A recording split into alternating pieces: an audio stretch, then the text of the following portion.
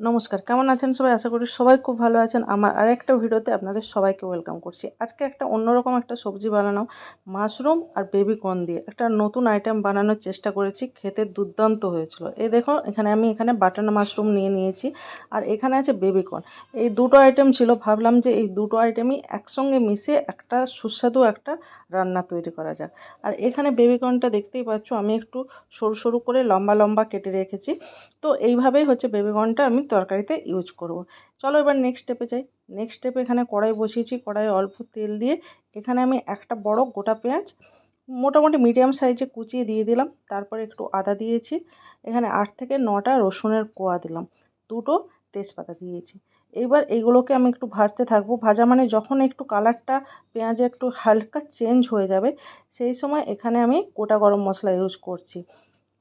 গোটা গরম মশলার মধ্যে যেমন থাকে লবঙ্গ, এলাচ, দারচিনি আর এখানে লঙ্কা, তারপরে টমেটো আর এখানে 10 থেকে 12টা হচ্ছে কাজু অ্যাড করলাম। সমস্ত কিছু উপকরণগুলো ভেজে নেবো। ভেজে নেবো মানে আমার কালারটাও চেঞ্জ হয়ে যাবে আর সব কিছু নরম হয়ে যাবে। এরকম অবস্থায় দেখো মশলাটা আমি একটু তুলে রাখছি, একটা প্লেটে তুলে রাখলাম। মশলাটাকে ঠান্ডা করে পেস্ট করে নেবো। এবার নেক্সট স্টেপ হচ্ছে যেই কড়াইতে মশলাটা ভাজলাম ওটাতে অল্প একটু তেল ছিল, তো ওটা আর ধুচ্ছি না, ওই কড়াইতে মাশরুমটা দিয়ে দিলাম। কেটে ধুয়ে পরিষ্কার করে রাখা মাশরুমটা তোমরা চাইলে একটু বড় সাইজেও কাটতে পারো।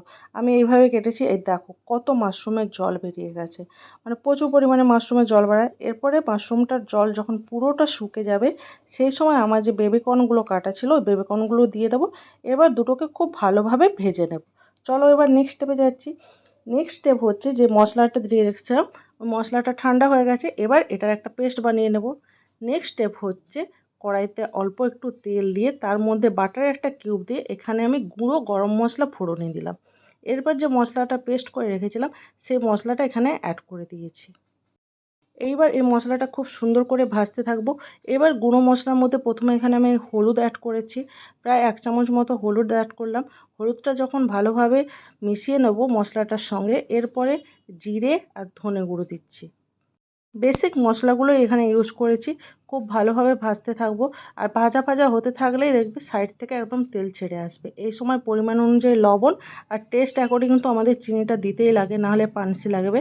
তারপর এখানে কালারের জন্য এখানে একটু দিয়ে দিলাম কাশ্মীরি রেড চিলি পাউডার। আপনারা যদি ঝাল বেশি খান তাহলে লঙ্কাটা বেশি দিতে পারেন। আমাদের যেহেতু ঝালটা কম খাই তাই ঝালটা কমই থাকছে। এবার সমস্ত কিছু উপকরণ যখন খুব ভালোভাবে মেশাবো, যখন মশলা থেকে তেল ছেড়ে আসবে এই সময় মাশরুম আর বেবিকর্ন যে ভেজে তুলে রাখা ছিল ওইটা অ্যাড করে দেবো। এবার মশলার সঙ্গে খুব ভালোভাবে মিশিয়ে নেব।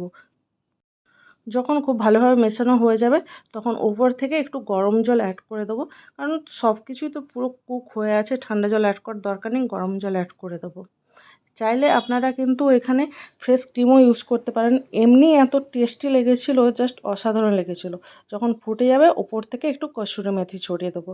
রেসিপিটা ভালো লেগে থাকলে প্লিজ সাবস্ক্রাইব আর ফলো করে পাশে থাকবেন।